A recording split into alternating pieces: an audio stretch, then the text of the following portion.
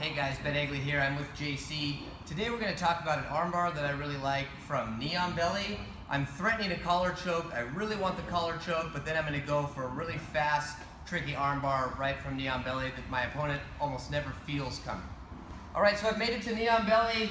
I like to play Knee on Belly in many different ways. This is going to take place from kind of a higher, more postured up Knee on Belly, because from here I can see the collar chokes, I can see this arm, I can see this arm. So I get my deep collar grip. When I get there, I want to have this foot out for balance. It's out to the side so that I can't be driven over my post. It's also going to be active so I can push against this guy. So I really want this collar choke.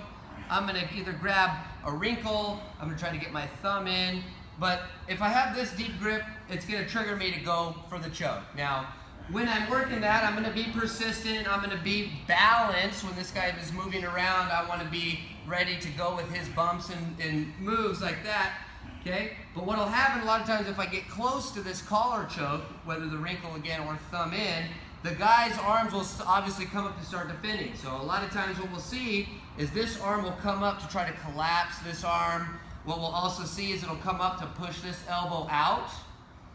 When this arm gets up too high, that elbow comes away, I'm going to go for an arm bar. And now this is just an arm bar from Knee on Belly. How I refer to it is the no-touch arm bar, because I literally don't have control of the arm with my arms until I sit for it. So there is a risk if you miss it. We'll talk about that later. But this is a great one. When that elbow does come up too high, a lot of times I can feel it on my body. If it's touching my body or it's near my body above my waist, I can go for this arm bar. So I'm really determined for the choke. I'm going to make him believe that I'm going to choke him. When I'm ready, I'm going to sit for that arm bar. If you take a look at my feet, you see that they both move together as if they were connected by a shoestring.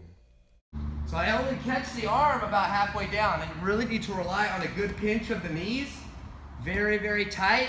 Then I can go here. So very important that I make myself light on this leg because I have to take that step around. So there's a number of ways I can do that. I can get heavy on my hands, or what I like to do is just get really heavy on this knee so that this foot becomes very light, so that I can make that step around here. This relies on being sneaky and stealthy. It doesn't rely on muscle. So when I started doing this is when I learned the regular armbar from Knee on Belly a long time ago, where I punch the collar down, pull the arm up. So I staple the guy to the mat, he tries to pull back, he can't get it. Using some muscle here, still a great move. From there I drop into it. But for this guy, again, I'm really fighting hard for the choke. I want the choke. I could go to mount. I could do a variety of things. But when that elbow either comes inside or pushes the top elbow down, I'm going to cheat up to the armpit and sit back. Now if I were to miss this, which sometimes happens, you have to expect that. If I miss it, his elbow goes down as I go over.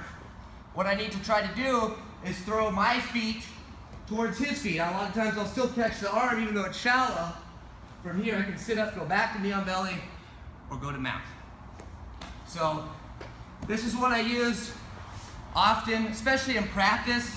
This was something I would use maybe in a short time situation in a tournament. I'm really fighting hard for the choke. A lot of times I'll just finish the choke, won't even go for this.